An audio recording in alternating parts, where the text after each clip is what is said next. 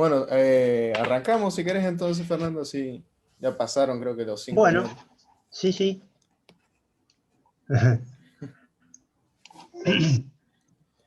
Bueno, tenemos un par de temas, pero arrancar por cómo, cómo se fue construyendo las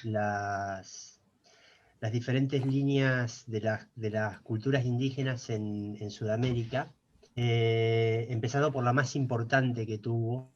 Cuando estudiamos en la escuela nos ponen generalmente, cuando se empieza a estudiar mayas, aztecas, incas, se lo pone todo dentro de la misma bolsa y no hay punto de comparación, son cosas tan distintas, incluso hasta es completamente irrespetuoso poner a los mayas a la misma altura que los incas, o sea, es como que es muy diferente en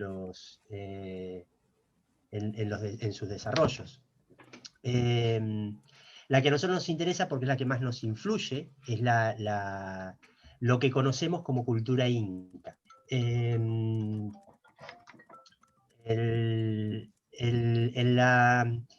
la cultura, o sea, o el desarrollo, en realidad es lo que fue la nación del Tahuantinsuyo.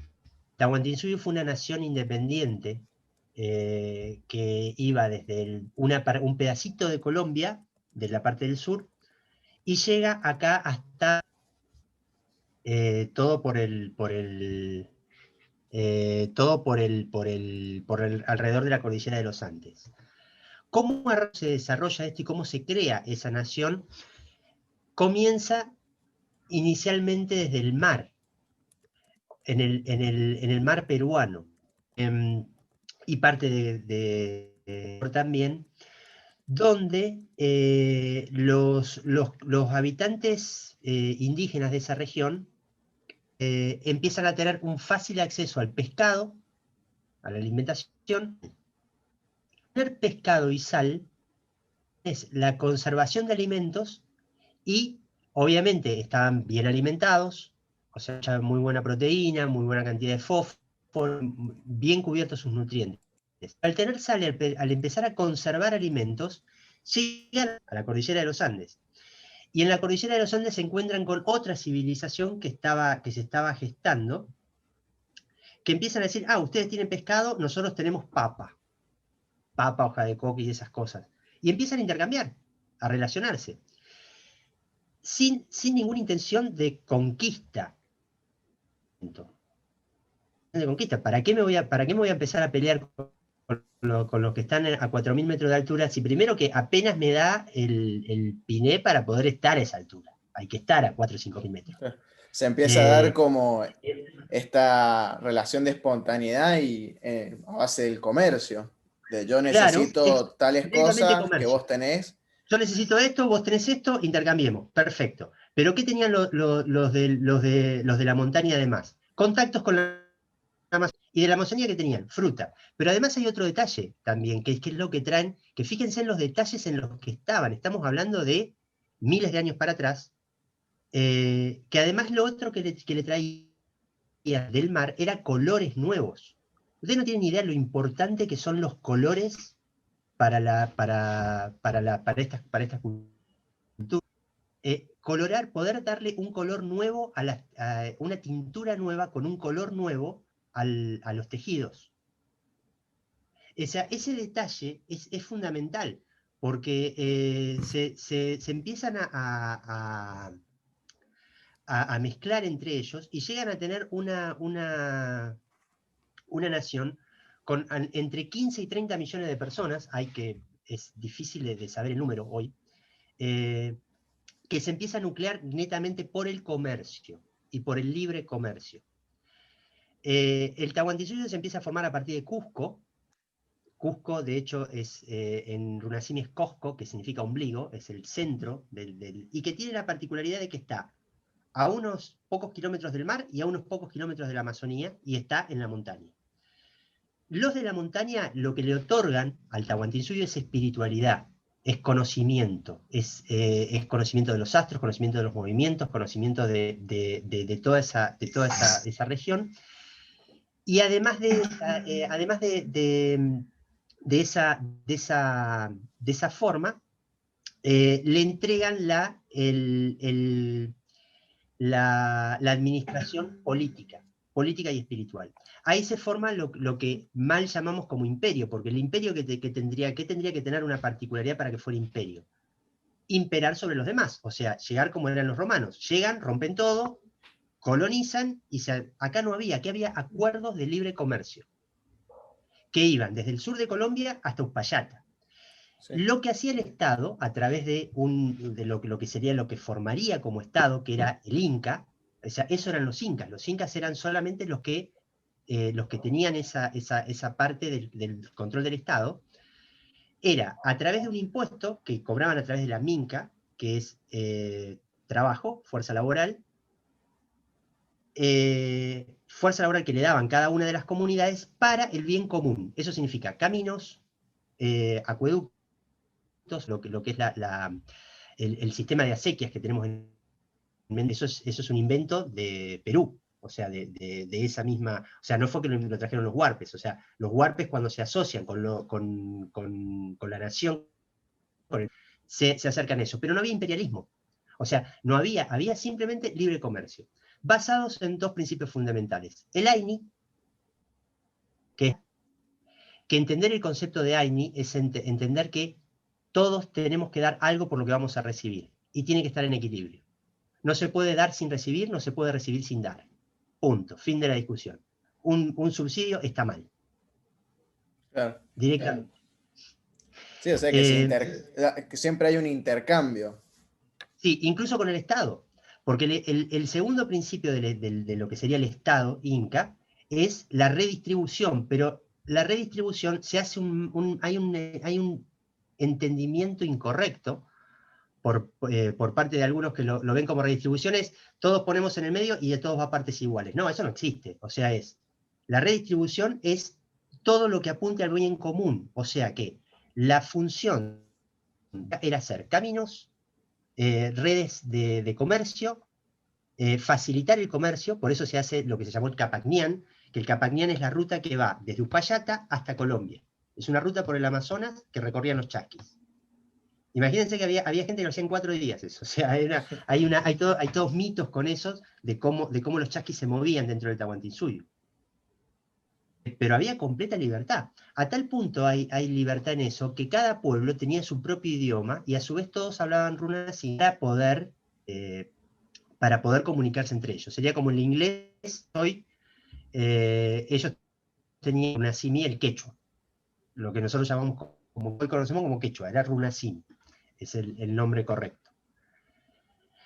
Esto tenía a su vez cuatro principios que las Naciones Unidas, a partir del 15 de septiembre del 2015, creo que es, septiembre del 2015, toma como principios para una gestión correcta, que es, no seas ladrón, no seas vago, que el no seas ladrón y no seas mentiroso. No ser ladrón, no ser ocioso y no ser mentiroso. Cualquiera de estas cosas eran consideradas delitos dentro de las comunidades. ¿Y quiénes ejercían el control policial, digamos, de esta manera? La misma comunidad. Ya cada comunidad tenía su propio sistema. Pero sí esto se respetaba a rajatabla. O sea, ser vago era como... porque no es solamente el ser ocioso, ser vago solamente, era no servirle a la comunidad. O sea, vos le tenés que brindar algo a la comunidad para que la comunidad, a su vez, te beneficie con otros recursos. O sea, yo te doy papa, pero a cambio de esa papa obtengo otros recursos. Y la minca, que también es otra cosa que también está bastante mal entendida, que es el trabajo comunitario, que se cambia por trabajo, o sea, que el trabajo tomarlo como una especie de moneda, ¿no? O sea, si, por ejemplo, cuando había una familia nueva, un matrimonio nuevo, la comunidad le daba una propiedad, una casa y todo eso. Ahora, si vos recibías el trabajo de 10 personas, de 4 horas de cada persona para armar tu casa, vos le tenías que devolver a esas 10 personas 4 horas de trabajo a cada una. O sea, el intercambio tiene que ser justo. O sea, si yo recibo algo, tengo que entregar algo que esté al mismo nivel. Y como estamos hablando de culturas que tienen lo espiritual muy marcado, lo energético es tremendamente importante. Tengo que devolver exactamente en la misma proporción que recibí. Ese principio que es básico dentro de la cultura andina fue lo que llevó a la primer constitución, a la primer constitución no, a la independencia, en 1816, van a ver, y si pueden leer las notas de la Constitución, que además se escribe en guaraní, reconociendo al Estado guaraní, en quechua y en aymara, reconociendo las poblaciones. Lo que sucedió en Argentina después fue que de 1816 en adelante, todo eso se lo olvidaron. Pero estaban reconocidas las comunidades, no como comunidades, sino como naciones, independientes y libres, las cuales comercio. Si bien podían tener una organización, pero para afuera era completamente liberal. O sea, se comerciaban todos con todos. Y hubo paz por un montón de tiempo. Incluso San Martín, cuando cruza los Andes, San Martín no libera 3 países, San Martín libera 4 países, porque la Confederación Mapuche efectivamente existía. O sea, existía la Confederación Mapuche. Ahí arranca el conflicto con los mapuches, que es otro tema que podemos ir más adelante, antes de cerrar con la parte del Tahuantinsuyo. Sí, sí. Pueden ver en la Declaración de la Independencia el pedido del diputado Acevedo, que él pide, por pedido de Belgrano, que Argentina se nuclee bajo de la descendencia inca. De hecho, Argentina es el sol inca. Pocos lo saben eso. Pero la impresión del sol de la bandera es Inti. Por eso la cantidad de rayos que tiene, por eso la forma que tiene. Tecnología inca, que no está ni siquiera conoce. O sea, son cosas que. Yo por eso soy vexilólogo y estudio banderas. Pero, es poca la gente que sabe de dónde vienen todas esas cosas, de dónde viene todo esto. El origen de la nación tenía la idea de incluir a todo esto y formar una nación con eso. Después, bueno, eso se fue tergiversando con el tiempo. Porque una vez que estuvo la independencia, empezaron a pelearse acá a ver quiénes se quedaban con las tierras. O sea, ahora nos defendemos de los españoles y estamos todos juntos. Y una vez que estuvimos todos juntos, de que nos pudimos sacar de encima a los españoles, empezamos a pelearnos entre nosotros para ver quiénes se quedaban con las tierras. Y ahí se armó.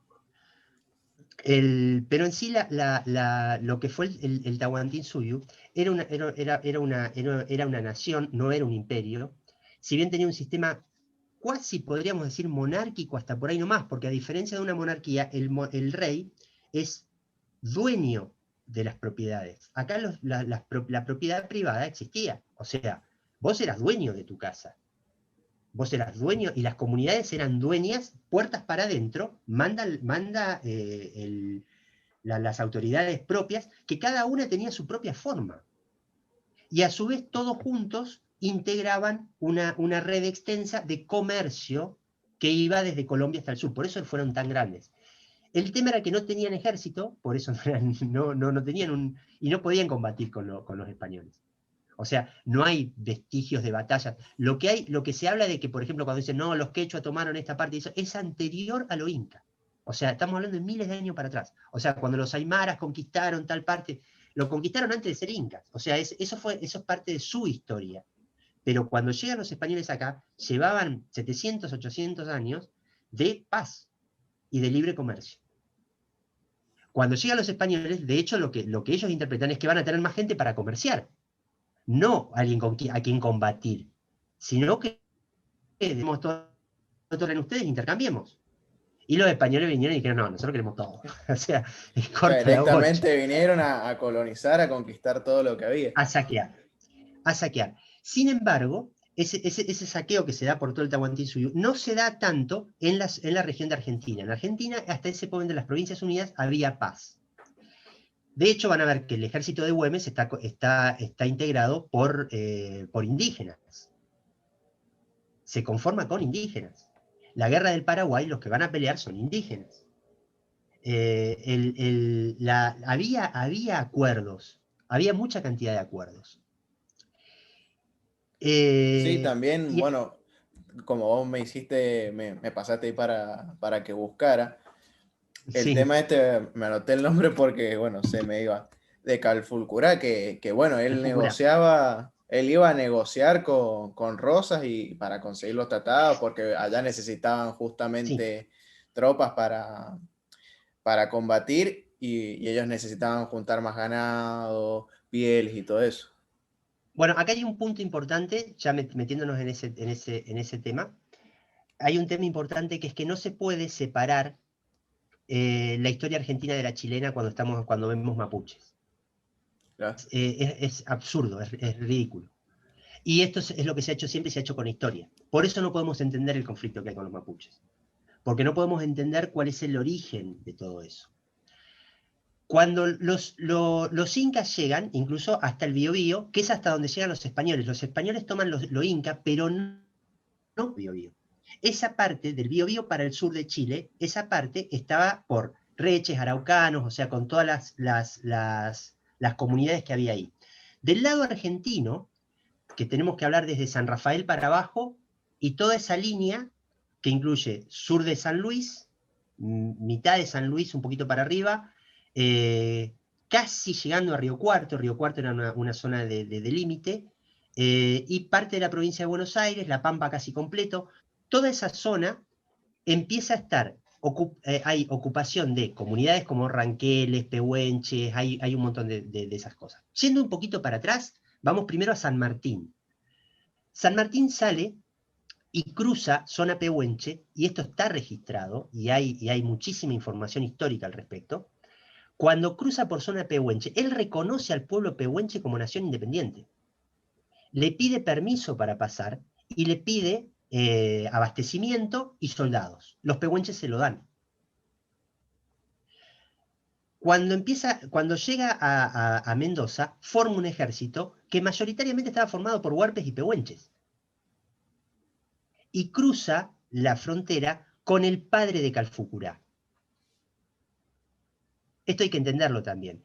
No era Argentina la que pasa, no era el ejército argentino, era el ejército argentino y la Confederación Mapuche, que ya empezaba a formarse. O sea, empezaban a tratar de unificar todo eso para generar una nación que fuera desde esa región para abajo. San Martín estaba de acuerdo con esto y cruza los Andes con el padre de Calfucurá. Obviamente allá se encuentra con el ejército de O'Higgins y los ejércitos araucanos que también estaban presentes ahí, con la instrucción que le había dado San Martín a estas tropas. O sea, San Martín les enseña. Entonces, a partir de ahí, es que Sergio pregunta, Sí. ahí, ¿Cómo se la lograron disciplina las victorias con tan poca disciplina militar?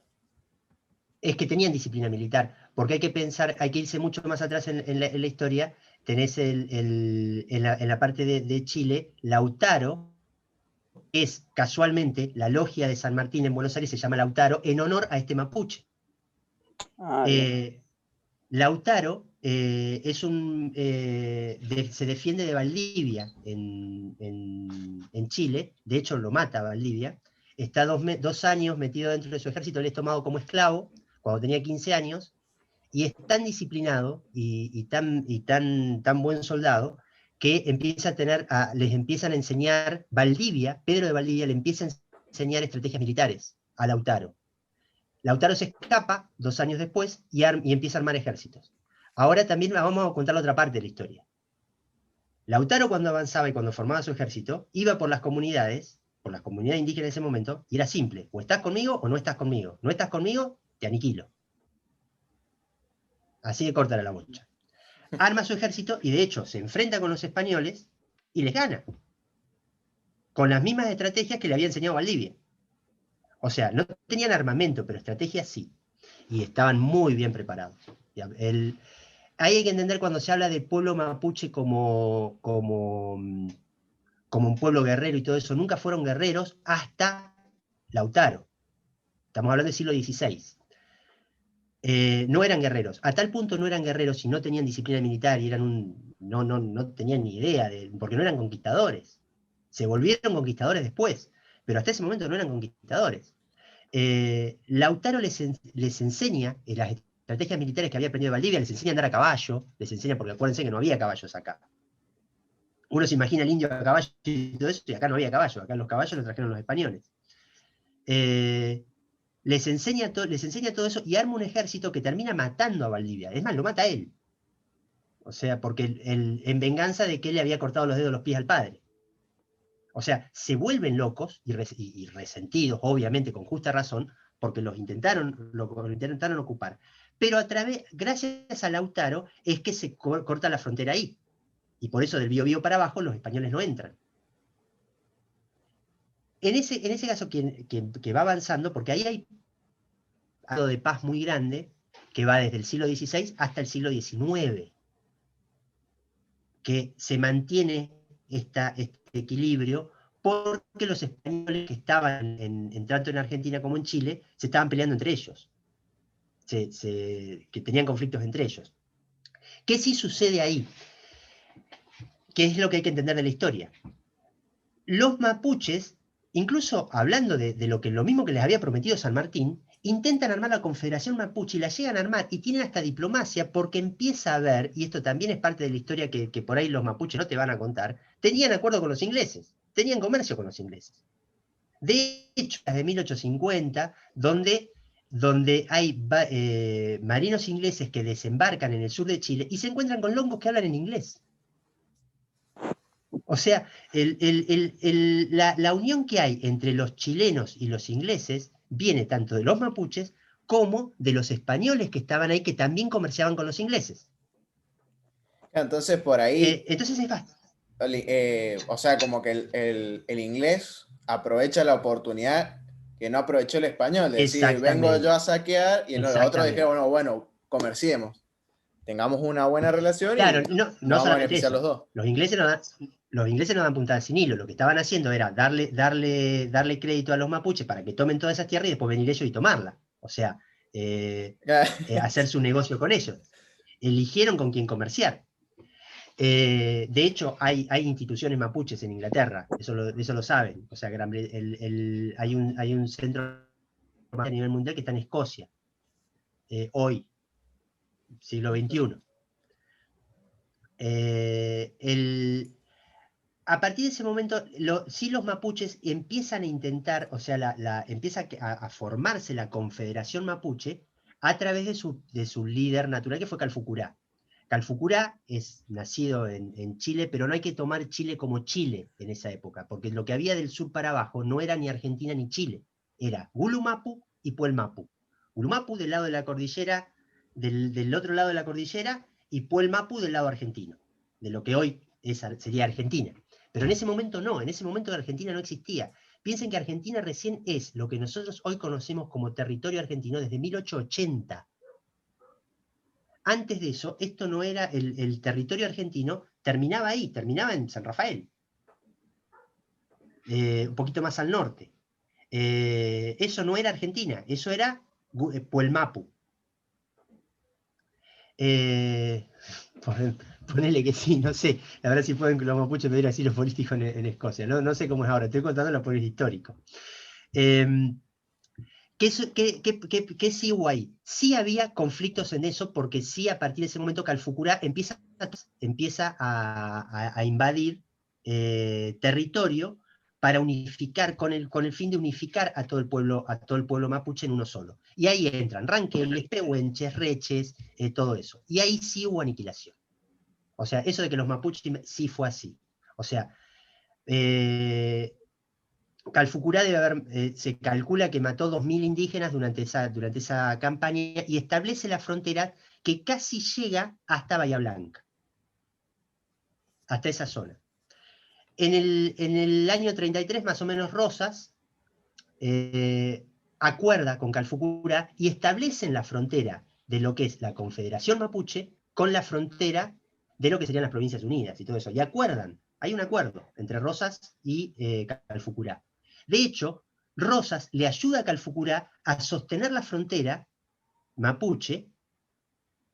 Ahí viene la primera campaña del desierto. La primera campaña, la campaña del desierto de Rosa, en realidad está la de Rodríguez de antes, de 1820, pero siempre estudiamos la de Rosas como la primera campaña del desierto importante, donde junto con Calfucurá establecen toda la frontera, y acá cambio populismo que hacía Rosas, que le entregaba cosas sostenía el ejército. De hecho, en Caseros, Rosas se enfrenta a Urquiza con un ejército de parte de la de Calfucurá. Calfucurá le prestaba soldados, o sea, había re buena onda, o sea, entre Rosas. ¿Pero por qué? Porque San Martín le pide a Rosas que respete los acuerdos con los... Y eso está en las cartas. O sea, San Martín pretendía que los acuerdos con los indios se mantuvieran. ¿Y Rosas qué dice? Lo que tienen los mapuches, con los pehuenches, con los ranqueles, con los borogas, con todo esto, es un asunto de ellos. Mi problema es con Urquiza, no es con los mapuches. Entonces deja que eso, y hay una masacre ahí. Entonces hay una parte ahí de la historia que está confundida, está en parte, está en todo eso. O sea, acuerdos con la Confederación Mapuche había, y eso debería estudiarse un poco más, y hay que entender el conflicto mapuche como no un conflicto ni de Argentina ni de Chile, sino un conflicto complejo, con muchos más actores de los que hay. Con Calfucurá en ese momento, del 33 hasta el 52, que se muere Rosas, en todo ese periodo hay paz, o sea, hay paz entre lo que serían las Provincias Unidas y la Confederación Mapuche. Pero la Confederación, nosotros tenemos que estudiar como que ahí había un país. Y esa parte, es increíble, pero yo encima nací en Viedma, o sea, queda como que yo nací en un lugar que no era Argentina antes, o sea, era otra cosa antes. Eh, Menos de 100 años antes de que yo naciera, eso no era Argentina. Era otro país. Claro, sí, era una cosa que totalmente distinta. O sea, Totalmente distinta, claro. cultura, sí, todo, Otra hasta cosa. forma de organización y todo. La forma de organización dentro de esa región también era con libre comercio. O sea, porque las comunidades compartían entre sí, excepto por Calfucurá, que obviamente era imperialista. El tipo estaba tratando de armar de armar la nación. O sea, casi que es difícil de juzgar desde nosotros lo mismo. O sea, nosotros llegamos acá y ocupamos las tierras. Ellos hicieron lo mismo. Sí. Ocuparon todas esas tierras y conquistaron parte y se empezaron a mezclar. Sí empezó a haber mezclas por eso vas a encontrar mapuches, tehuelches, en realidad son todos, podés considerarlos a todos mapuches, pero tanto ranqueles como tehuelches, como pehuenches, como reches, araucanos, o sea, todos se consideran de la Confederación Mapuche. Pero cada uno es con lo mismo que los incas. Los incas son aymaras, quero, huichís, todo eso, pero son todos incas. Bueno, Calfucurá pretendía lo mismo, y lo fue durante un montón de tiempo, hasta que muere Rosas. Cuando muere Rosas se le quita el apoyo, también deja de haber populismo. Principalmente, lo principal que le daba Rosas a los indígenas era alcohol. Alcohol. Sí.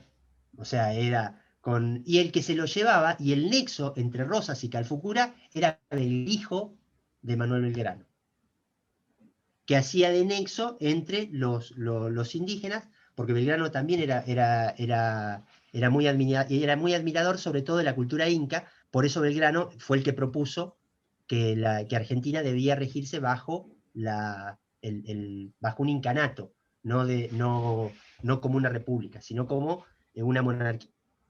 Y eso Belgrano lo pidió, o sea, lo tenía como... Hay que pensarlo también en el contexto histórico, ¿no? O sea, todo eso también. Que era cómo se veía en ese momento, pero Belgrano era un gran admirador de eso, y San Martín ni hablar. Claro. San Martín, de hecho, no solamente era admirador de todo eso, sino que los tenía como ejército, convivía con él y pretendía una nación independiente para ellos también. ¿Y cómo se llega de eso? O sea, El ponerle a la actualidad nosotros, o sea, a partir de nuestros propios, como decirlo, básicamente padres fundadores, de tanto respeto, admiración, de querer entablar relaciones, ¿cómo es que se llega a lo que se ve en la actualidad? ¿Cómo fue que se llega a a ese eso? ¿Qué desastre. pasa en el medio? Empieza con la muerte de Rosas, probablemente, porque cuando muere Rosas, empiezan a, el Urquiza no reconoce los acuerdos. Sí, Calfucurá trata de ser un poco vivo con eso y dice, bueno, si vos no me reconoces este acuerdo que yo tengo con Rosas, te brindo como un acto de buena fe, le entrega a su hijo, a Manuel Namuncurá, no sé si le suena el apellido, Namuncurá, No, a mí por no me... Seferino Namuncurá. Por Seferino Namuncurá. ¿Por qué? Porque lo vuelve al cristianismo, como diciendo, bueno, nos volvemos todos cristianos y con esto volvemos, acomodamos la cosa. Entonces, es más, de hecho, Seferino Namuncurá hasta es beatificado, es considerado casi un santo. En Chimpay se celebra una vez al año. Yo, como soy rionegrino, esas cosas las viví mucho, el tema de todo lo que hay alrededor de Seferino Namuncurá, que es considerado por los mapuches un traidor. Porque a los mapuches les llegas a caer con una crucecita y te pegan un boleo, o sea, te matan.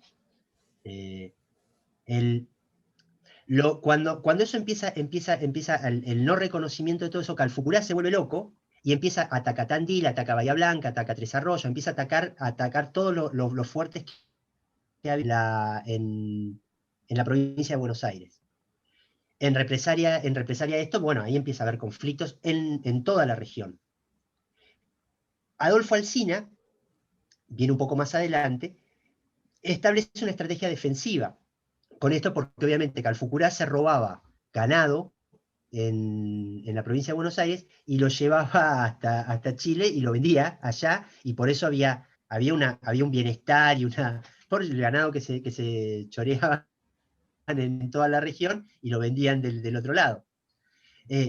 Aparte, convengamos que todo era bastante. Calfucurá no era de pecho, o sea, era un tremendo guerrero salvaje, se decía que tenía 2 corazones, o sea, era una bestia.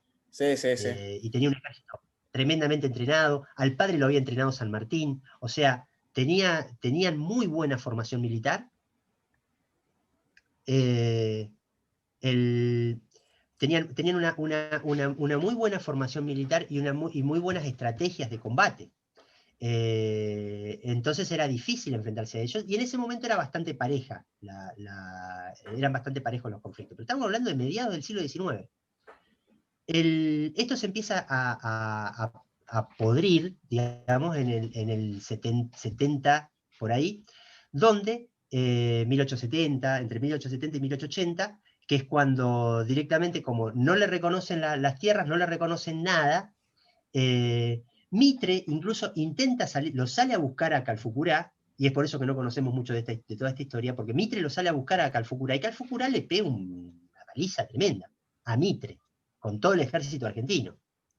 O sea, lo intenta, y es por eso que hay que entender dentro del conflicto con los mapuches, que los mapuches tienen mística, tienen una épica y un arraigo que nosotros no tenemos como cultura. Ellos defienden a Calfucurá y a Lautaro como próceres, como tipos legendarios, hay que tener cuidado con eso. Porque son sus héroes. Y con cierta razón.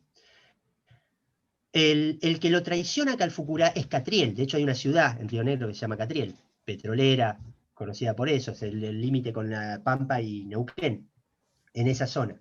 Catriel, que es de la familia de Calfucurá, traiciona a Calfucurá precisamente en rebeldía porque Calfucurá le había tomado tierras. Había tomado tierras de tehuelches en la parte norte de la Patagonia. Entonces, como había bronca entre los mismos indígenas con Calfucurá, Catriel traiciona a Calfucurá y apoya al ejército argentino que viene a buscarlo. No lo llegan a matar a Calfucurá, lo cual hace más grande la leyenda de Calfucurá. Calfucurá muere de viejo, muere enfermo, Fue todo un guerrero y nadie lo pudo matar al tipo. No lo pudieron matar. De hecho, lo hieren en batalla, pero no se muere. O sea, hay toda una cosa que es casi Alejandro Magno, Calfucurá.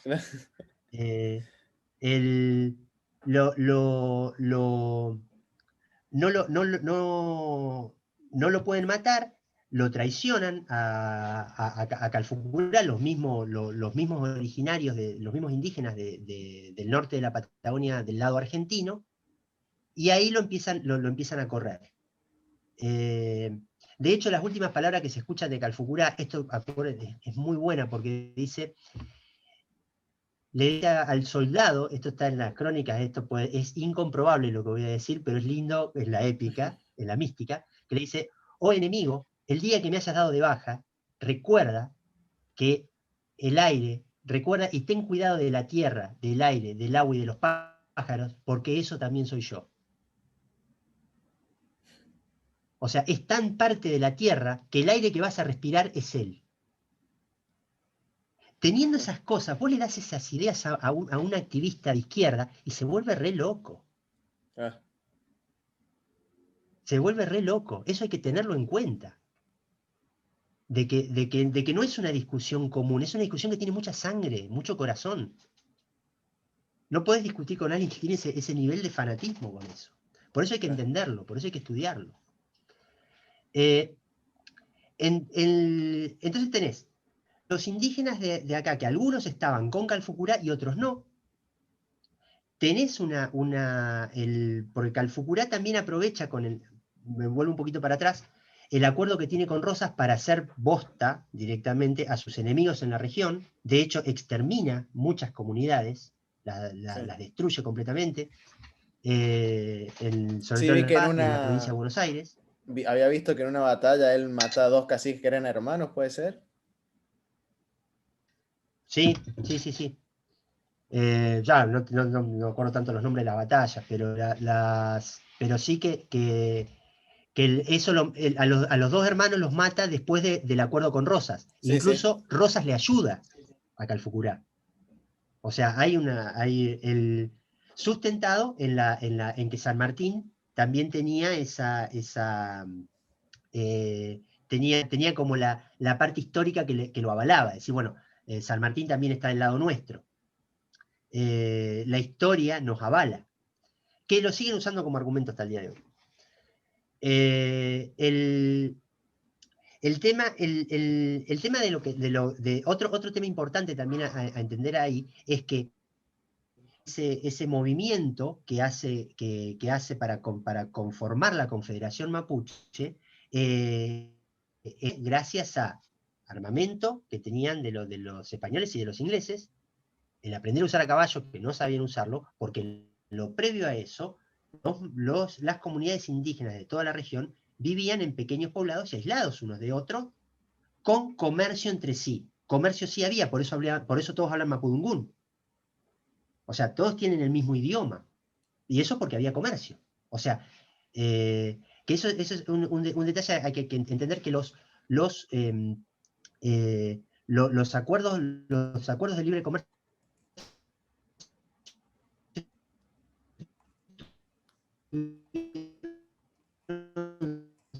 siempre en todo eso, y libre comercio también con lo que sería Argentina. Comerciaban con sal, con Rosalía le daban sal y te daban alcohol. O sea, estaba todo en orden, todo bien. Bueno, volviendo retomando el punto histórico en el que nos habíamos quedado, lo que sucede sí cuando muere Alsina y Roca pasa a ser ministro de guerra, dice: ¿para qué voy a hablar con esta gente? ¿Para qué me voy a poner a hablar con esta gente si yo tengo ahora, a diferencia de la otra época, de la otra época, si tengo armamento nuevo, porque empieza a haber fusiles que ya no tenían acceso a los chilenos? Y ahí es donde tenés que empezar los chilenos, los mapuches. Ahí tenés que empezar a ver las dos historias conjuntas. Por un lado, acá tenés a Roca, y por otro lado, en 1881 en Chile, sucede otra cosa más, que es que se abre la inmigración en Chile y le ofrecen a los colonos que vienen tierras que eran propiedad de los mapuches. En Roca hace lo mismo. A través de un decreto, tierras que todavía no tomaron para poder financiar el armamento que van a usar para entrar en la campaña del desierto. La campaña del desierto obviamente se hace con soldados argentinos, pero también se utiliza los rebeldes que estaban en contra de Calfucurá.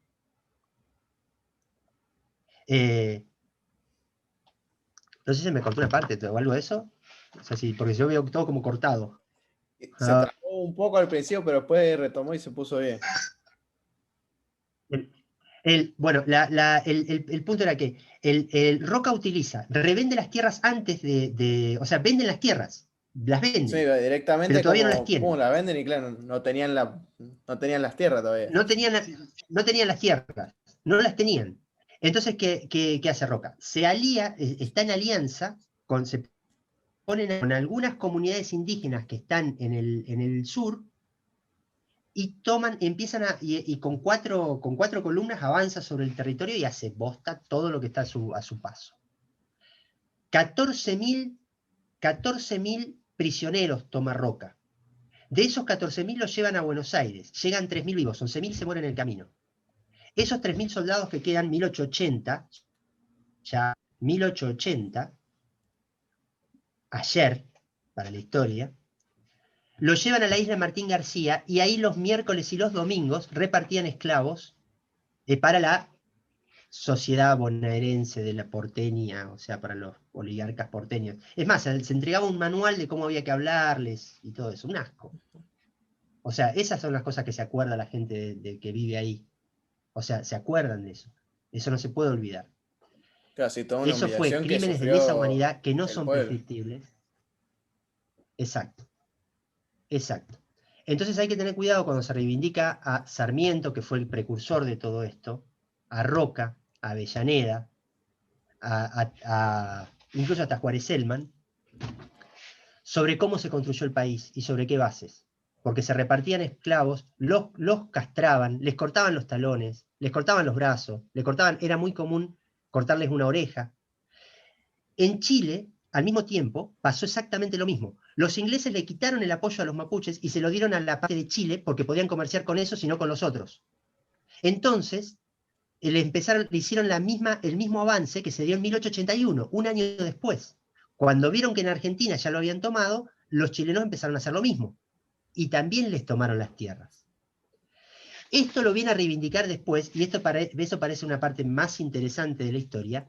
Recién se restablece cierto orden en 1978 en Chile, con un señor, no sé si le suena, por él le va a sonar el apellido, Augusto Pinochet.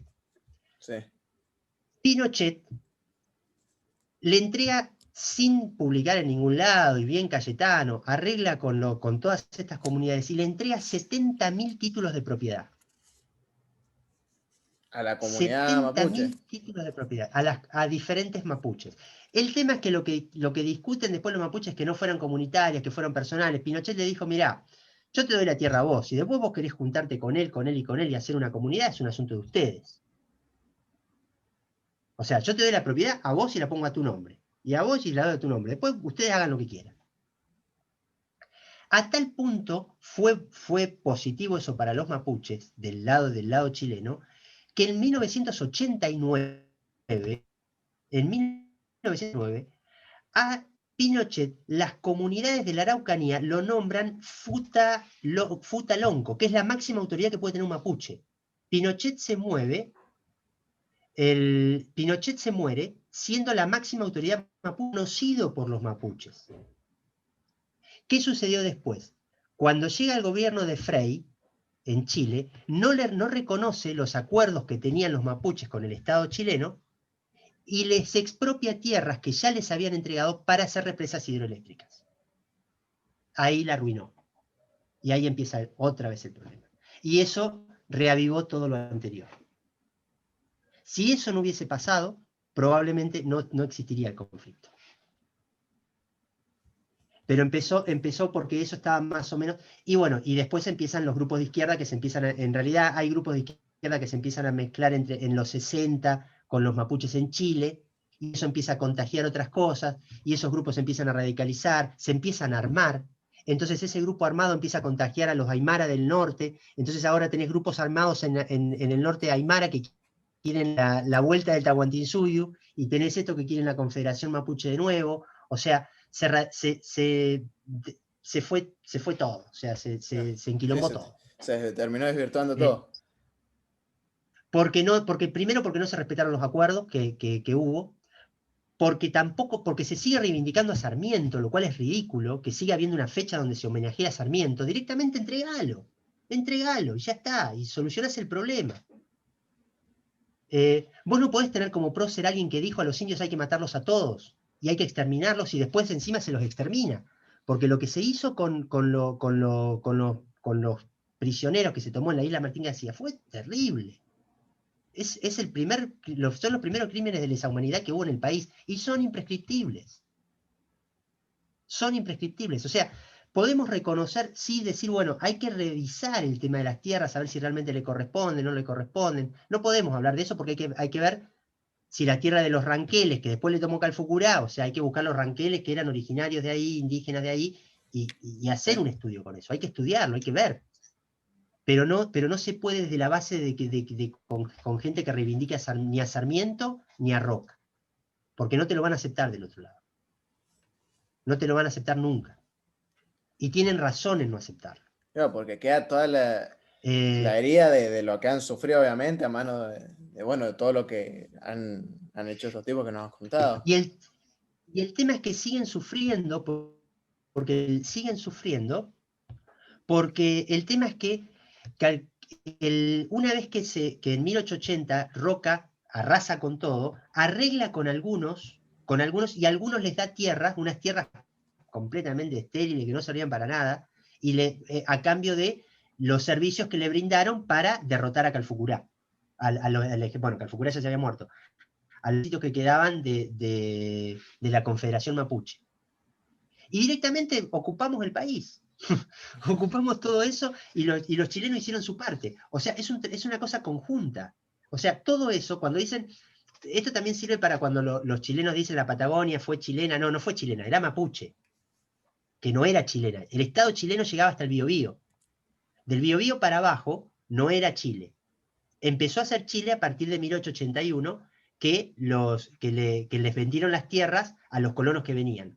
Acá se hizo con la misma idea, pero en realidad no se hizo eso, directamente no se regaló tampoco, sino que se le vendió a terratenientes, entre ellos, bueno, Martínez de Oz, o sea, lo que conocemos.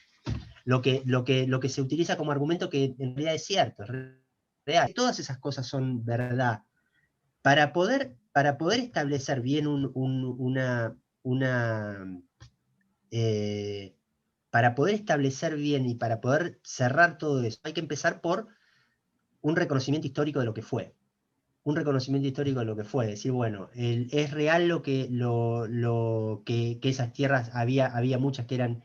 Hay unas que no, hay muchas tierras que no. Lo de Mascardi, o sea, pero ¿cómo le vas a hablar a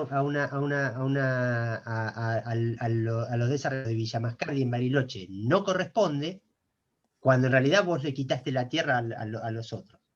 O sea, ahí es donde empieza acá el punteraje político. Y los movimientos políticos que arrancan con el INAI, que es un desastre.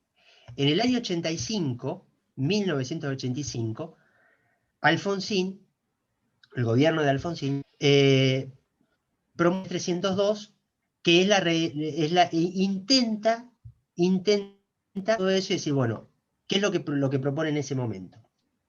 A hacer un relevamiento de todas las comunidades indígenas, vamos a ver cómo son las cosas y vamos a devolver las tierras que corresponden que sean devueltas. Me parece que nadie discute eso. Me parece que no hay gente que discuta. Dice, bueno, si le corresponde, le corresponde. Se las chorearon, ahora se las devuelven. Sí, listo.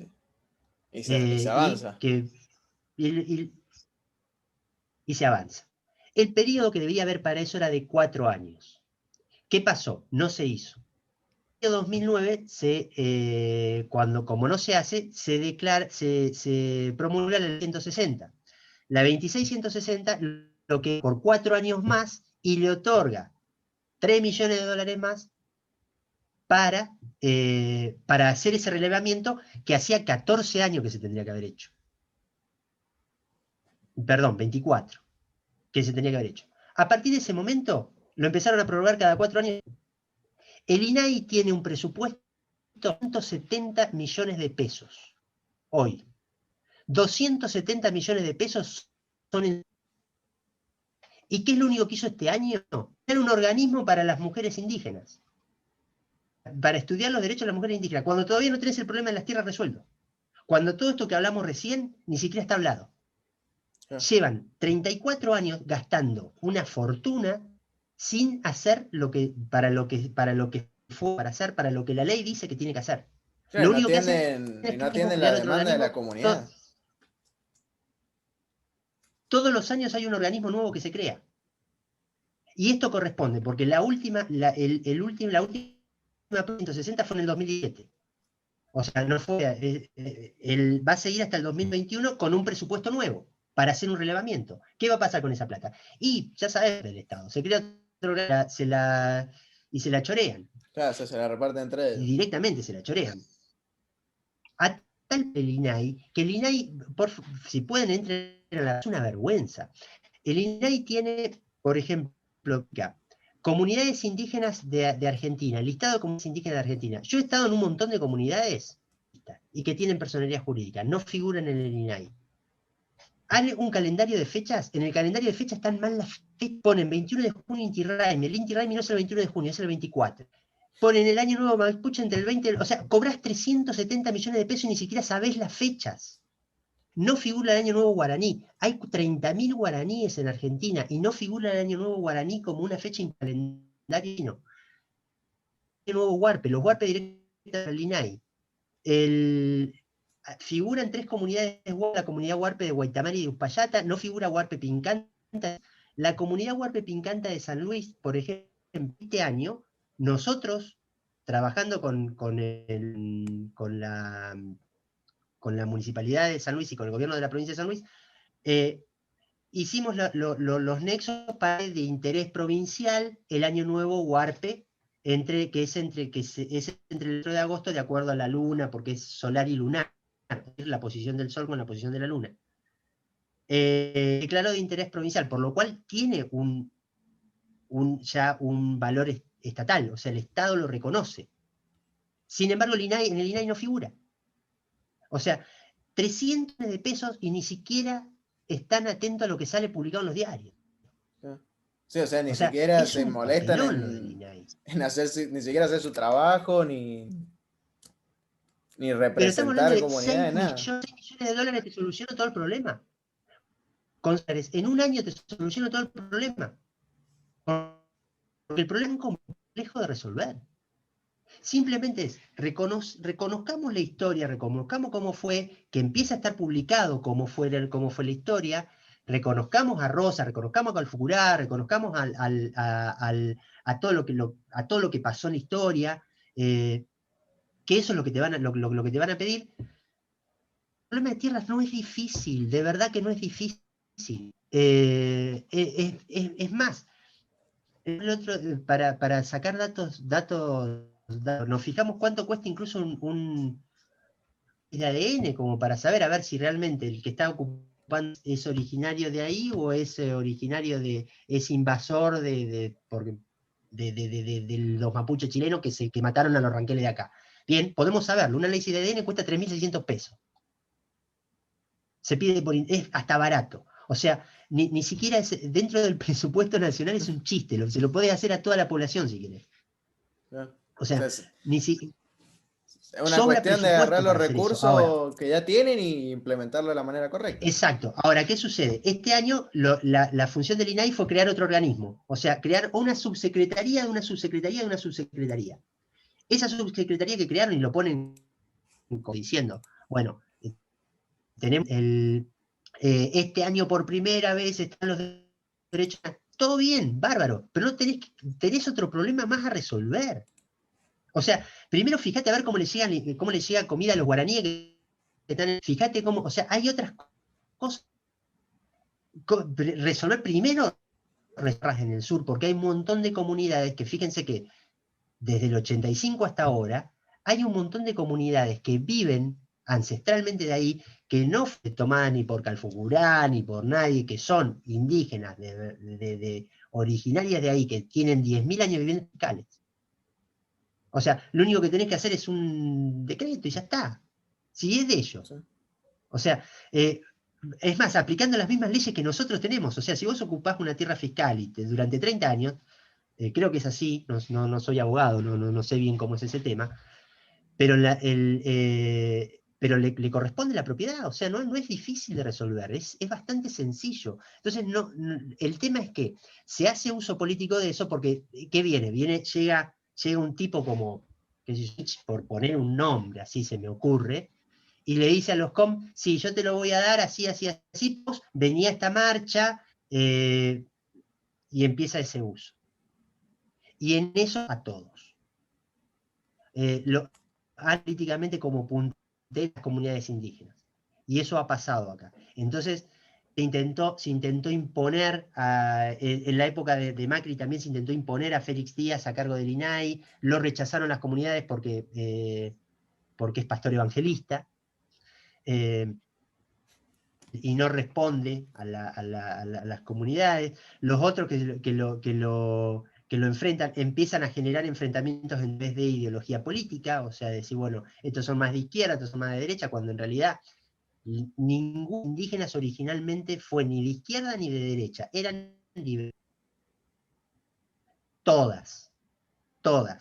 No hay una sola de saber cómo tenían su desarrollo comercial y su desarrollo de Estado, todas eran liberales.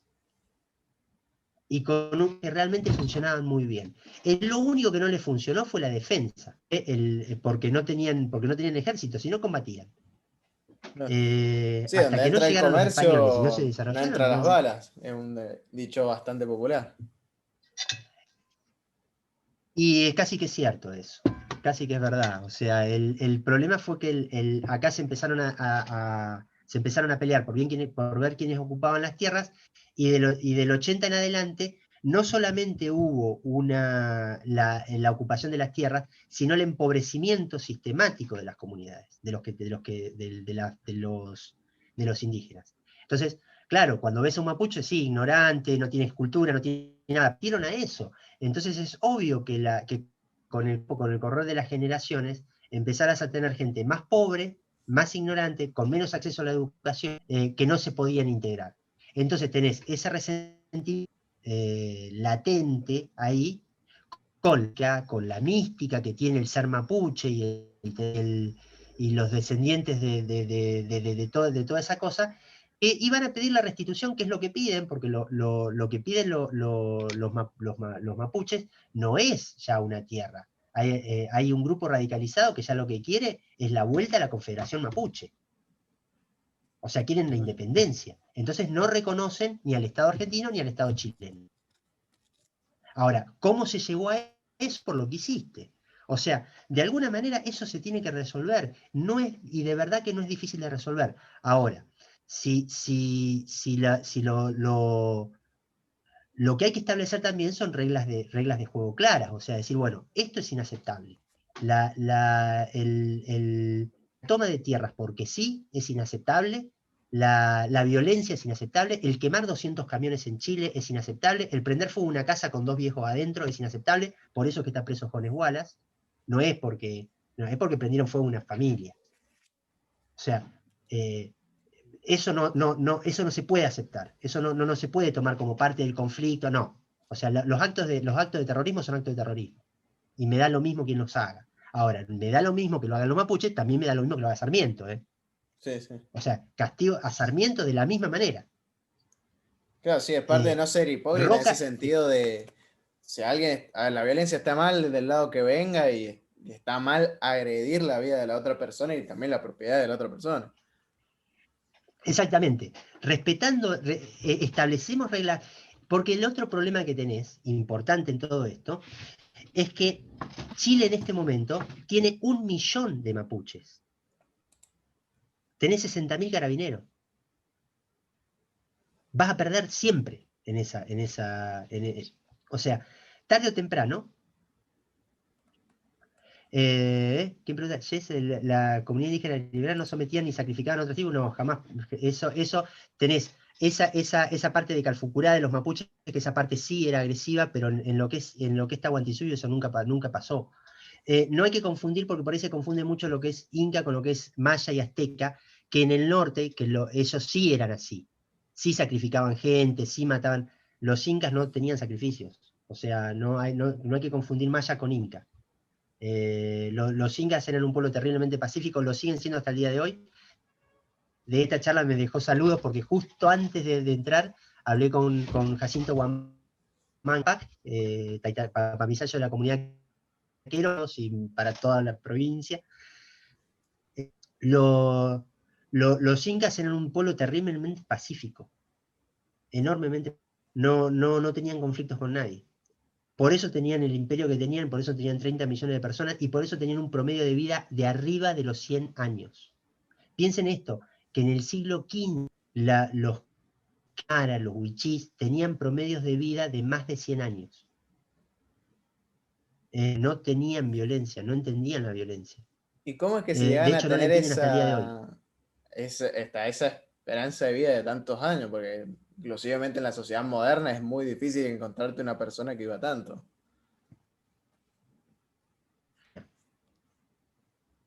Me pregunto a veces si tiene que ver algo Dos con puntos las claves, hierbas la alimentación. medicinales. Sí. ¿Quién fue uno de los beneficiarios de esas hierbas medicinales? San Martín. ¿En qué edad vivió San Martín? Bueno, le tiene que dar gracias a los huarpes por haber vivido tantos años. Las medicinas que hay en Sudamérica al día de hoy, calculen que el 75% de la industria farmacéutica se desarrolla con hierbas medicinales del Amazonas. La medicina que hay en Sudamérica es la medicina del mundo, o sea, prácticamente toda la medicina sale de acá. La alimentación, piensen que la hoja de coca, por ejemplo, tiene 47% de calcio. No, hoy por hoy, nosotros hablamos con comunidades indígenas todo el tiempo, ¿no? Prácticamente en la montaña no hay COVID. Se calcula que, o sea, y esto es especulación pura, porque no hay estudios, que la hoja de coca ha facilitado el hecho de estar más sanos, porque la hoja de coca tiene un poder antibiótico en el cuerpo y limpia la sangre permanentemente, entonces puede ser que se hayan contagiado, pero han sido todos asintomáticos. O sea, hay muy pocos decesos entre las comunidades indígenas de la montaña. No así en el Amazonas, es complicado. El Amazonas está con problemas, hoy. O sea, también hablamos con gente del Amazonas todo el tiempo y ellos tienen problemas, pero tienen problemas también por la alimentación, porque no tienen las mismas capacidades que tenían hace 500 de acceso a alimentos y todo eso, entonces tienen que comerciar y no les llega alimentos, entonces hay desnutrición, hay un montón de problemas en el Amazonas, un montón. Los de la montaña es como que se saben cuidar mejor, o sea, están acostumbrados a vivir con poco y sin nada, y con muy buena armonía, pero el hecho de tener una buena alimentación y lo que se llama dentro de lo que es la cultura indígena, la cultura andina, causai, el buen vivir con una cuestión política como lo intentó imponer Evo Morales, o esa, sino con una correcta, o sea, hacer lo que te corresponde a la edad que te corresponde hacerlo, alimentarte bien, dormir, comer bien, trabajar, todas esas cosas, causai, con una armonía en todo. Y eso llegó a ser que, por eso nosotros estudiamos cultura andina, por eso nosotros viajamos a Perú todas las veces que podemos y vamos al Amazonas cada vez que podemos.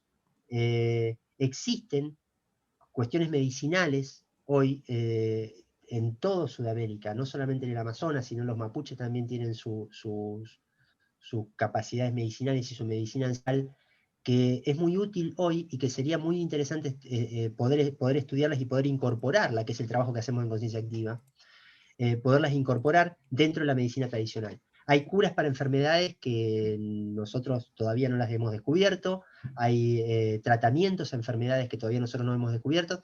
Piensen en otro detalle, a nivel científico. Los incas ya sabían en 1492 que la Tierra era redonda y que giraba alrededor del Sol. O sea, ya sabían que existía la energía. Ya tenían tratamientos medicinales para los problemas energéticos del cuerpo humano. Nosotros eso todavía ni siquiera lo hemos descubierto. O sea, hoy nos llevan 200 o 300 años de ventaja a nivel medicinal. Y nosotros estamos pensando en exterminarlo.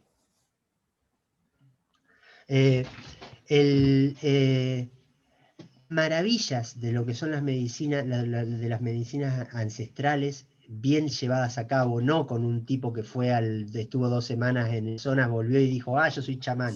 Eso no, es una payasada. Hablamos de ir a una comunidad, hablar con un taita, que un taita te vea, y hemos visto cosas que son inexplicables, o sea, desde lo científico son inexplicables, al día de hoy. Curas de cosas o orígenes de enfermedades que nosotros no tenemos en cuenta y que yo sí. Que es la parte que nos llevó a nosotros a meternos al estudio de todo esto. Que vemos ahora tiene más que ver con una cuestión de los temas de los conflictos y todo eso, que duele, porque decís, no es tan enquilombado, no hay tanto. Es una cuestión de aceptar, la historia como pasó y que los dos bandos hubo violencia y hubo errores. Y ya está. Y ya está. A defender cosas que son indefendibles, ni defender lo indefendible, ni hacer concesiones que no corresponden. Dar un territorio tomado por Calfucurá como no. Dar un territorio tomado por Roca como de Roca. O sea, ahí hay que hacer un equilibrio, hay que hacer al respecto, pero es serio. Bueno, eso no se ha hecho. Intenciones de hacerlo, pero no solamente acá, yo creo que hay que hacerlo en conjunto con Chile, a abordar el tema como pura y exclusivamente de un país, porque no es de un país.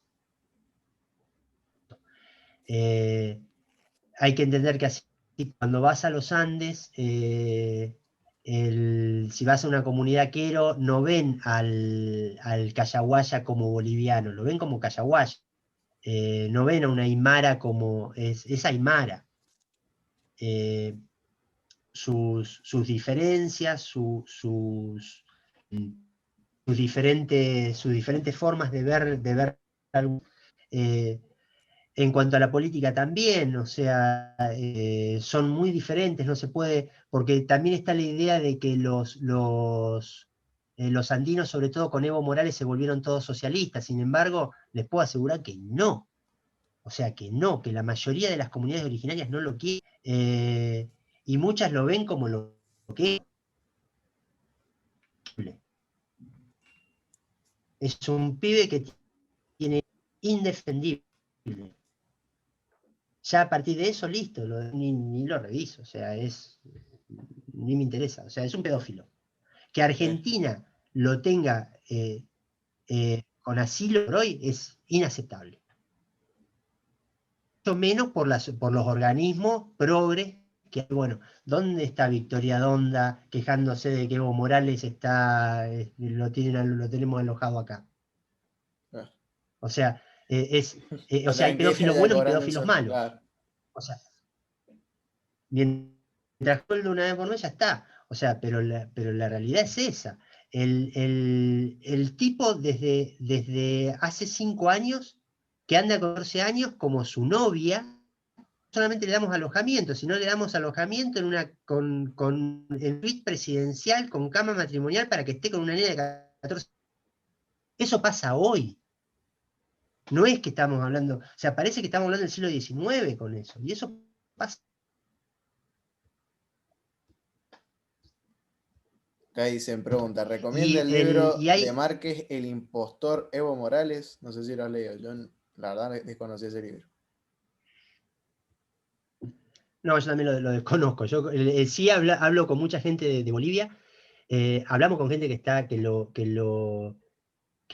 lo defiende y gente pero la mayoría son detractores de Evo Morales. O sea, no, porque que incluso si bien el primer periodo de Evo Morales fue bueno en cuanto al reconocimiento de por ejemplo, Bolivia tiene 49 lenguas como oficiales, o sea, un par de cosas que no están bien. O sea, por ejemplo, el uso de una bandera está pésimo.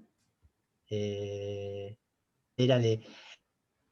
un detalle también a tener en cuenta. O sea, ya el uso de una bandera es occidental. No se usaban banderas. Es decir, la huipala nunca existió como bandera porque los indígenas.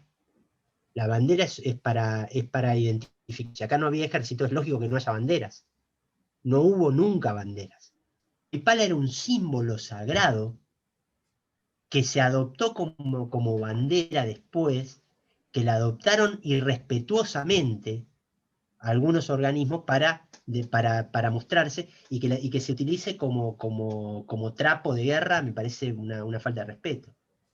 Porque se pierde todo el sentido de lo que realmente es una huipala, que es otra cosa, que no tiene con lo que se usa. O sea, hoy estaban que había una marcha Tiene Razón para que los dejen votar el domingo, que no tienen que ver tampoco el gobierno provincial, sino es una cuestión nacional de que no votar. O sea, tienen todo el derecho del mundo a votar a su presidente, y había bandera boliviana y huipala, y decís, no está bien, no está bien.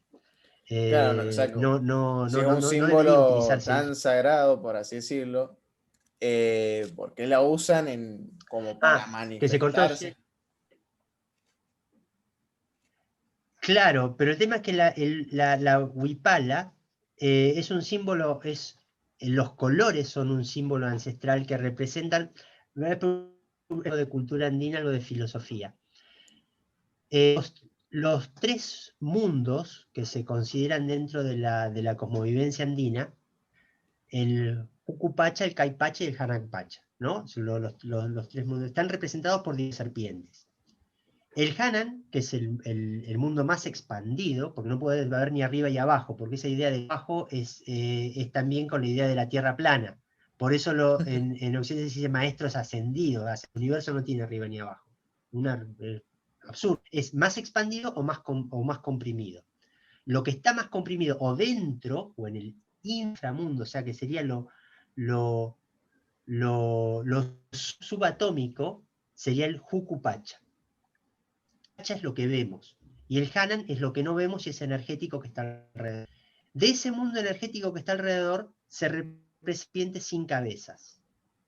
El cruce de dos serpientes son dos arcoíris. Esos dos arcoíris, que serían las serpientes sin cabezas, son fecundadas por la masculina, que es el rayo que cruza, que es la serpiente sin cabeza masculina. Eso forma la huipala. Tiene 49 años de vida también, entre otras cosas. No le digo nada más que una, pero tiene infinidad de símbolos de esoterismo. Son los periodos que vos tenés que vivir hasta llegar a ser taita, o sea, taita menor de 49 años, ponele, por una cosa así. Es el periodo que vos tenés que hacer hasta llegar a ser un adulto.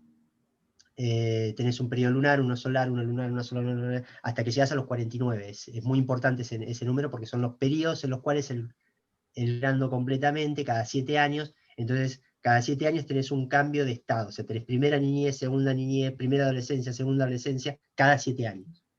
Y ahí en base a eso se hacen las ceremonias que van el pase de la niñez a la adolescencia, de la adolescencia a la adultez, y todo eso que tiene que ver. Una vez que la Pachamama es lo que une todo. No, no es correcto. Pachamama el concepto de Pacha Pacha es espacio-tiempo. El espacio-tiempo donde estamos es Pachamama. Y es nada más que eso. O sea, es no hay nada que... Está todo unido, o sea, somos uno. La cosmovisión en sí es panteísta. Somos una unidad de nada. No hay Dios, sino que es una unidad.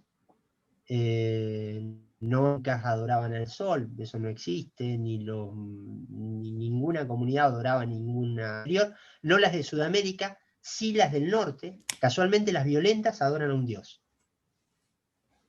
porque se sienten eso también a tener en cuenta en lo violento.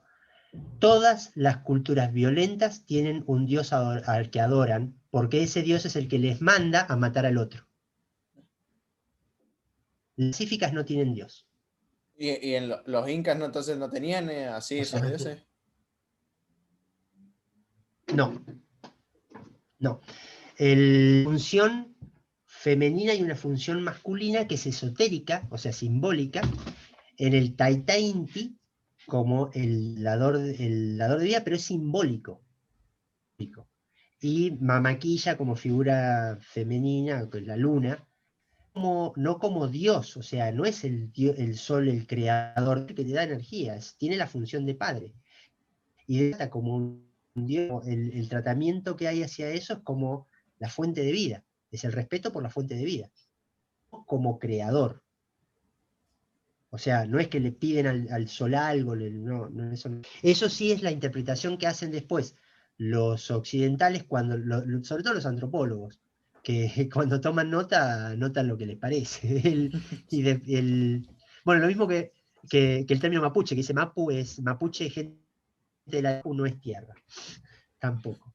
Esa es la acción nuestra, pero más como el territorio. No acuerdo cómo se dice. Bueno, en quechua, Pacha no es tierra tampoco. Se dice Paica. Pacha es... Ahora, piensen que el concepto de espacio nosotros lo tenemos desde el siglo XX. Previo al siglo, a nuestra esto de espacio-tiempo no existía, como no existía el concepto. No conceptos en nuestra cultura. En la cultura de ellos sí, de hecho tiene un montón de palabras, un montón de palabras que ese concepto, nuestro idioma, no lo podemos traducir. Entonces es madre tierra, pero es incorrecta la traducción. Pero Pachamama es el espacio-tiempo que nos cobija, es el espacio-tiempo en el que estamos. Por eso nosotros somos Pachamama. No es que la Pachamama es algo de nosotros. Esa concepción también de que somos diferentes a la tierra, somos diferentes a eso, también es la cultura occidental, de nuestra forma cultural de verlo, porque nosotros vemos como somos observadores de lo que pasa. Y nosotros, y en lo andino, no se es observador de lo que pasa, sino de lo que pasa. Está mal dicho cosmovisión. Es cosmovisión es si yo estoy externo a lo que estoy observando y estudiando. Ahora, cuando vos no sos externo, cuando decís la vida no me transcurre a mí, sino yo transcurro como vida, como parte de la vida, te cambia completamente. Entonces no tocas una montaña para romperla, para sacarle recursos. La cuidás. Sacás lo que podés sacar, sacás lo que la montaña te permite sacar, pero entendés que no podés romper el equilibrio que hay. Que es una de las cosas en las que se debería avanzar también. O sea, el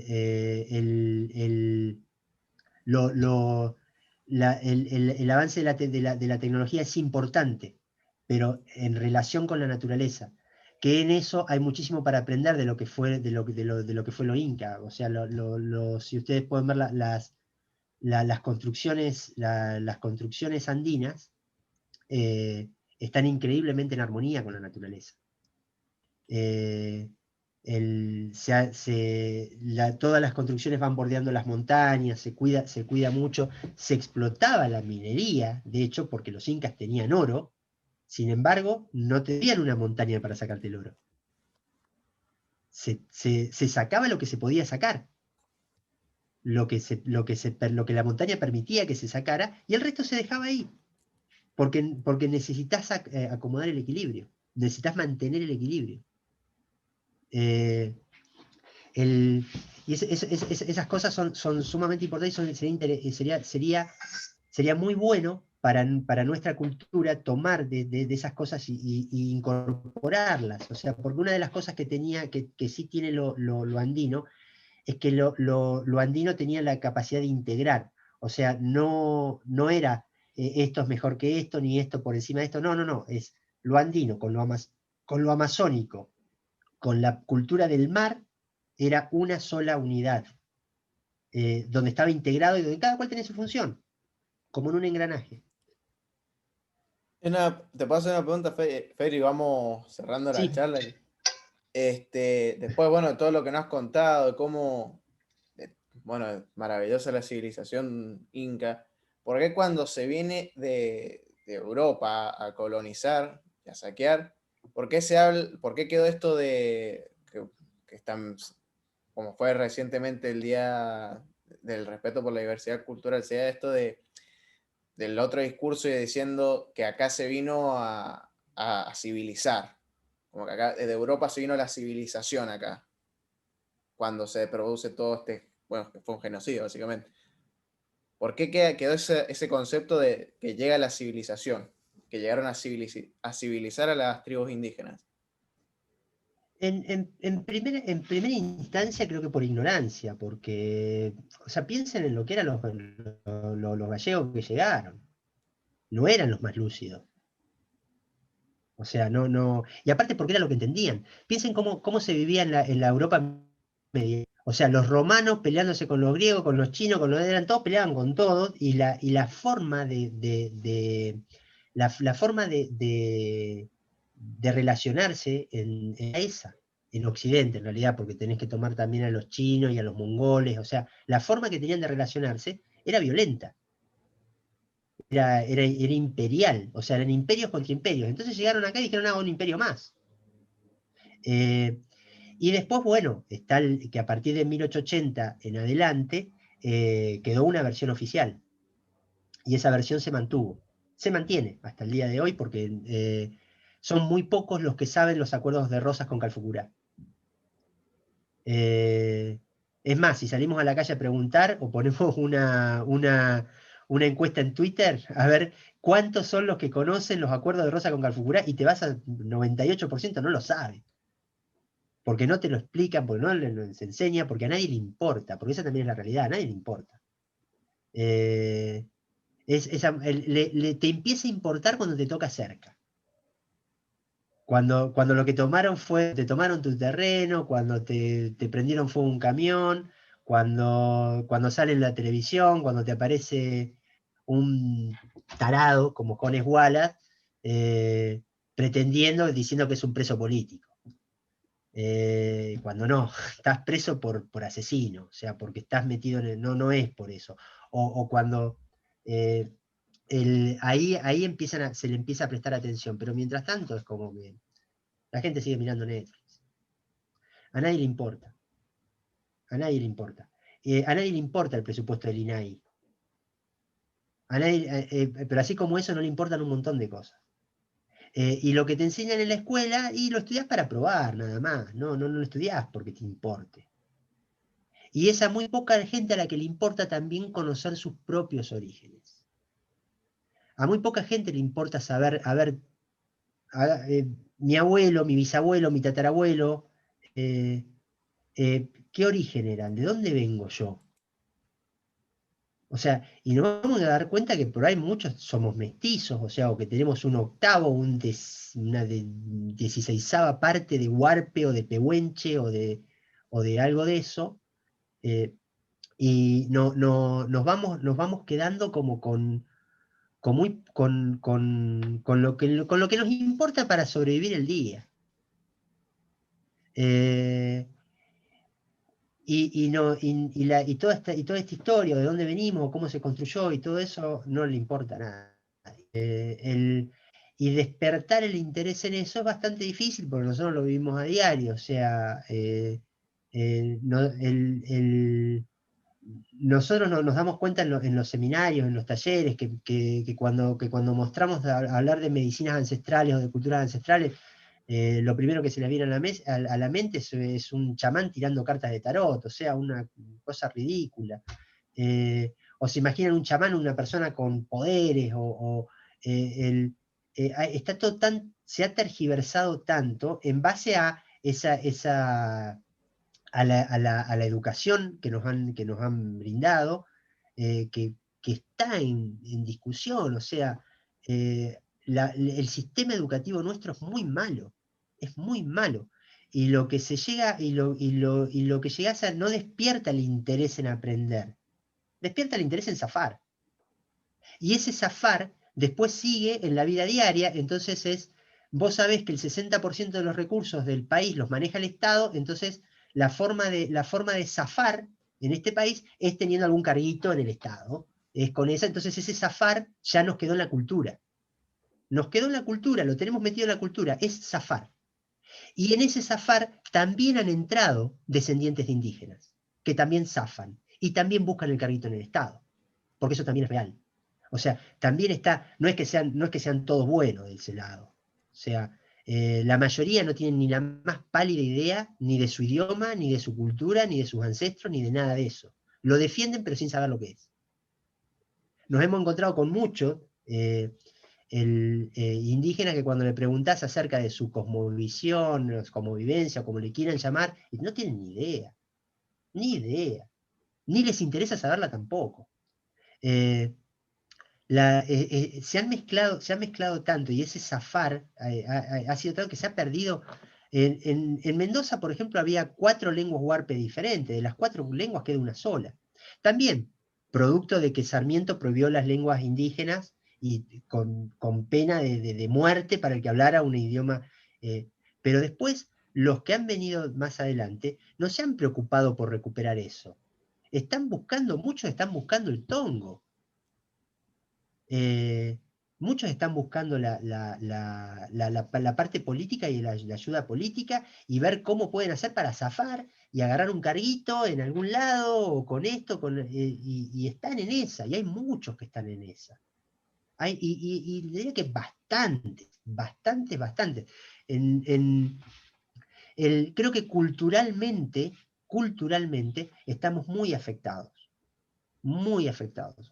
Cuando empezás a ver que la propia historia de tu país no es la historia, sino que tenemos que ponernos a estudiar en serio, que los nombres de las calles, que los nombres de las instituciones públicas hay que cambiar la mitad, y encima seguimos agregando nombres como de tremendos corruptos que le ponemos el nombre y ponemos terminal de ómnibus Néstor Kirchner. Loco, para un poco. No puede ser eso. O sea, seguimos metiéndole aún más todavía, le seguimos agregando aún más daño a nuestra historia. Entonces, partir de una historia que está mal por todos lados. Creo que va a pasar por una búsqueda personal de mucha gente que quiere conocer su origen, que quiere conocer su raíz. Ahora también nos pasa eso, ¿no? Ayer estábamos hablando de la búsqueda de la raíz, de la búsqueda del origen de cada uno. Y nosotros somos una organización que ya desde que existimos hasta ahora, que han tomado seminarios con nosotros, cursos con nosotros, que han hecho ceremonia y todo eso, pero miles de personas han pasado por Conciencia Activa o por AMU, por cualquiera de los grupos donde estamos. Deben ser unas 2000 personas que vienen a buscar su origen original. 3. Las personas que buscan su origen, generalmente, ¿dónde lo buscan? En una agrupación política. Decís, ¿cómo? Nosotros somos los que tenemos contacto con las comunidades indígenas y todo eso, sin embargo, no vienen a preguntarnos a nosotros. Van a buscarlo al MAS. Van a buscarlo a la cámpora. Entonces, ¿cómo terminan? Van a buscarlo con Grabois. O sea, están buscando otra cosa, no están buscando sus orígenes. no están buscándolo. Entonces, por un lado tenés eso, que es parte de lo que arruinó políticamente todo, o sea, cuando se politizó todo, y por otro lado tenés toda una historia que tenés que recuperar, que tenés que ver y tenés que ver la verdad. O sea, tenemos que en algún momento ponernos a estudiar la verdad. O sea, ¿qué pasó acá? La verdad es lo único que va a limpiar todo esto. La verdad, el reconocimiento histórico, todo, la búsqueda de un acuerdo con eso y empezar a caminar por otras vías, por otros senderos donde integrado. Porque hoy por hoy no está integrado.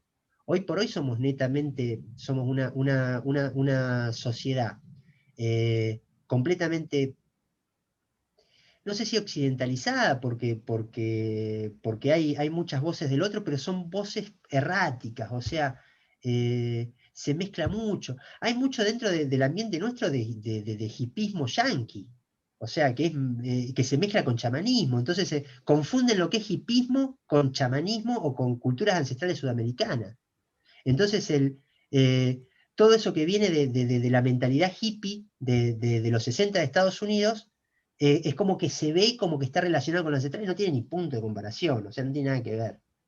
Eh, y ahí a nosotros nos cuesta un montón explicar las diferencias, y la única forma de explicarlas es con ceremonias, demostrándoles, trayendo un taita que te explique, que te cuente, que te hable, y que te diga que no tiene nada que ver con eso. O sea, no, esas ideas de que se asocian y que después la termina ayudando a la izquierda para arrebatárselo, ¿no? Para quedárselo y como diciendo, no, las comunidades originarias son de izquierda. Y no es que sean de izquierda, o sea, simplemente son los que se les acercan, que era lo que decía, es la izquierda se le acerca porque del otro lado tenés a la Iglesia Católica, que son lo peor para ellos, del otro lado tenés el conservadorismo, toda la parte conservadora, la oligarquía de la derecha que los arruinó y que le generó todo eso, y por el otro lado tenés gente que defiende a Sarmiento. Entonces, si de ese lado tenés a todo eso, y bueno, es obvio que se van a ir del lado del otro lado.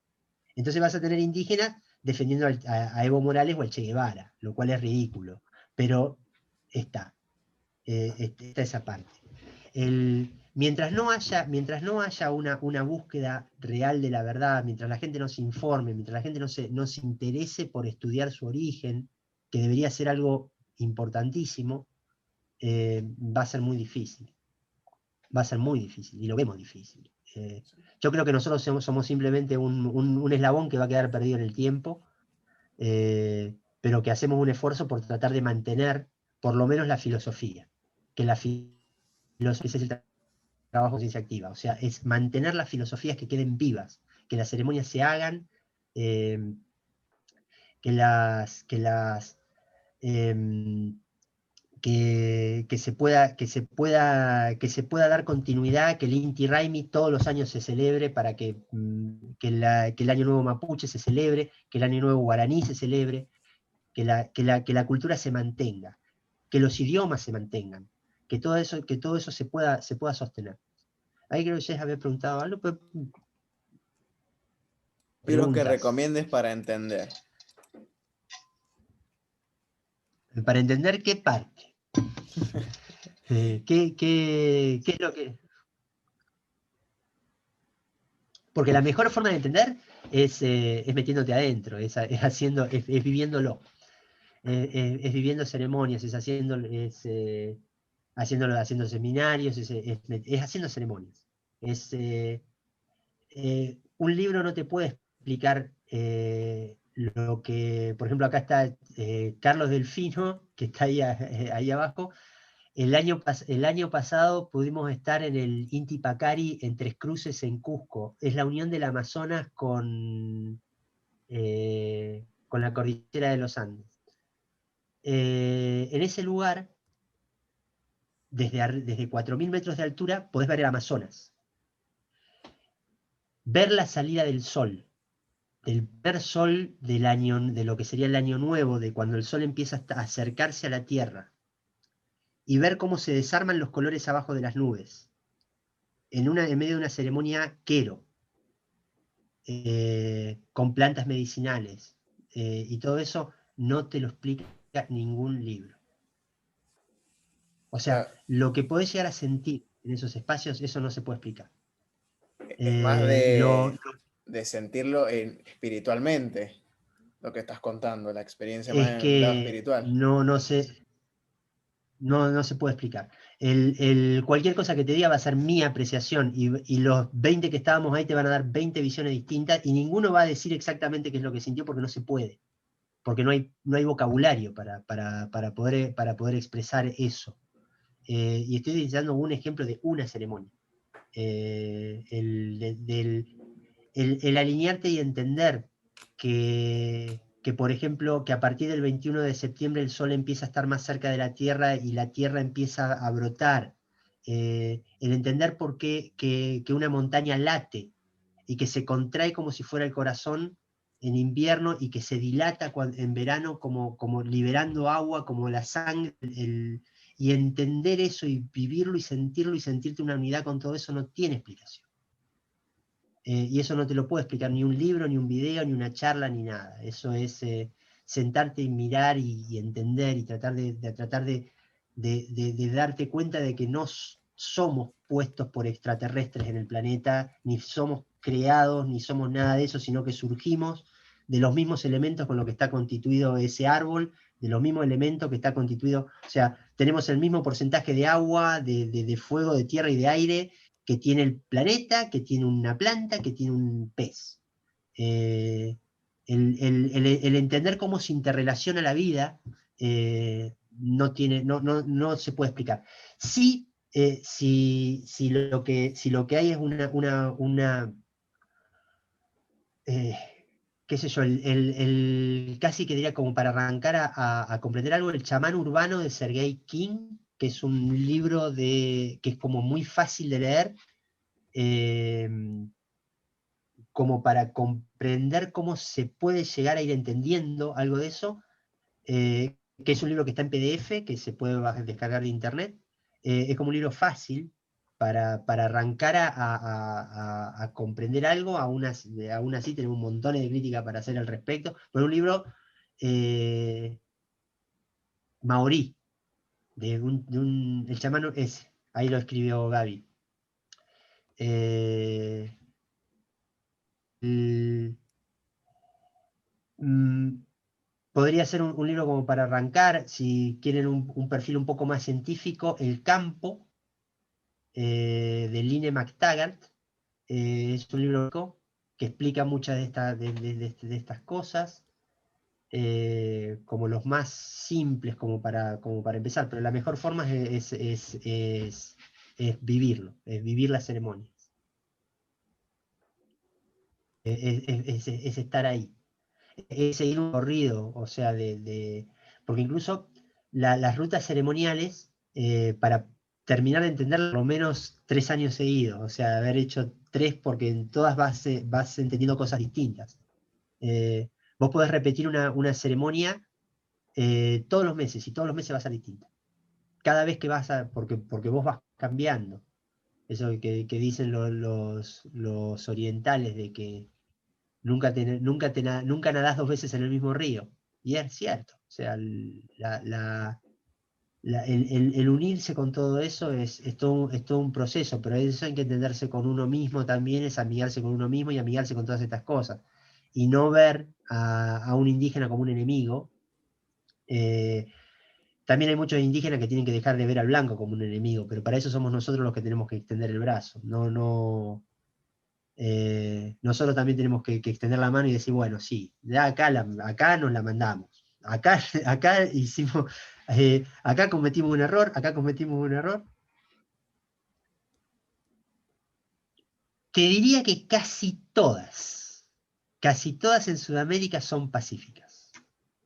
Eh, las que no son, lo que no es pacífico hoy por hoy son los movimientos mapuches, pero no son muchos, la mayoría no tienen por ahí un perfil muy indígena, sino más bien político.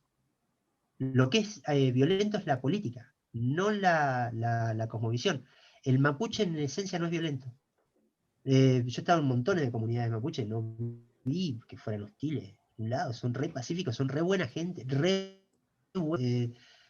los guaraníes son un amor de gente, o sea, no tienen cero idea de violencia. Los com no entienden los chistes cuando les haces chistes. Para que te hagas una idea de que no entienden ni siquiera la agresión verbal. No la entienden. De hecho, los guaraníes le pusieron a los com toba, y de ahí viene el término toba. Toba significa tonto. Y los com no entendían y se decían a sí mismos toba. O sea, nivel no registran la agresión. Sí podemos hablar de más violentos más hacia el norte. O sea, las mexicanas, sobre todo las mexicanas, o sea, los mayas, los aztecas, todo eso sí, esos eran re violentos entre ellos, con los demás, eran un desastre. Ahora, ya veas a las de Estados Unidos y ya son más parecidas a las de acá. Los Lakota, los Sioux, todo eso son son más pacíficos, siempre fueron pacíficos. No es que la violencia sea propia de Occidente, creo que es por ahí inherente a la condición humana, o sea, tenés comunidades violentas y comunidades que no, pero en Sudamérica, excepto por algunas comunidades del Amazonas, que sí eran bravas, casi todo era pacífico. Se volvieron violentos con la mezcla, por necesidad prácticamente. O sea, porque los volvieron violentos. O sea,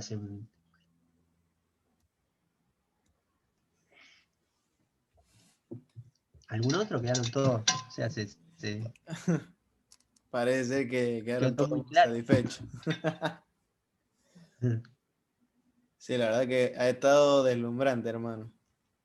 Ha sido hermosa la charla. Muchísimas gracias. Y de verdad, en lo andino se dice Urpiliay Soncoliay. Urpi es una palomita que hay en los Andes y sería como y el sufijo liay es diminutivo, sería palomititita. Y es corazón. Son coliay, corazoncito. Cuando se dice urpiliay son coliay, se dice mi corazón late como las alas de una palomita. Es como la forma de decir gracias, es un gracias del corazón. Los huarpe en Mendoza dicen mutuani, que mutuani es más que gracias. Es como mucho más que gracias. Es como un gracias la verdad, contentos y felices de poder tener un espacio donde seamos algunos que puedan hablar y difundir, y sobre todo lo más importante es el entender un poco que sobre todo necesitamos paz. Y no vamos a tener paz si no hay una reconciliación con todo esto. Y es muy importante. Es muy importante porque nosotros necesitamos de la sabiduría que hay en lo ancestral. Lo necesitamos. O sea, es muy importante que el país, la nación y la región tenga una identidad no cultural, sino una identidad espiritual. Y yo creo que la identidad espiritual empieza a pasar por entender la tierra en la que estamos pisando. Y el conocimiento sobre la tierra que estamos pisando lo tienen ellos. Eso es patrimonio de ellos. Entonces, y es el que ellos deberíamos dar. Enseñame cómo es vivir en Mendoza, a los huarpes, decirle, enseñame qué significa esta montaña. Parece, hasta no es tan poético, sino es real. Hay muchas cosas que se entenderían mucho mejor si entendiéramos mejor la tierra. Hay muchas cosas que no haríamos si entendiéramos mejor la tierra, que tiene que ver con el cuidado del agua, con cosas que Mendoza ya tiene un poco arraigado porque vivimos en el desierto acá. Entonces sabemos el cuidado de la naturaleza, tenemos un punto de partida. Si a ese punto de partida le sumamos el conocimiento que tienen las comunidades que estaban acá, preexistentes a la conquista, y lo unificamos, creo que tendríamos un apego a nuestra cultura mucho más grande que nos haría entender mucho mejor, y hay muchas cosas que no permitiríamos, hay muchas cosas que no haríamos, y hay muchas otras cosas que sí, y nos desarrollaríamos mucho mejor. Y por eso también es que yo creo particularmente que el esquema liberal en esto, la idea liberal es la que más se asemeja a todo eso. Y no tengo dudas de eso. Y por eso me parece que va en conjunto. Y que incluso si se lograra entender ese punto es casi que termina siendo casi indiscutible. O sea, es como... tenemos que ir por acá, tenemos que ir por la libertad, tenemos que ir por dejar que ellos sean libres en lo que quieren hacer y que esos esquemas, la libertad con respeto no tiene límites.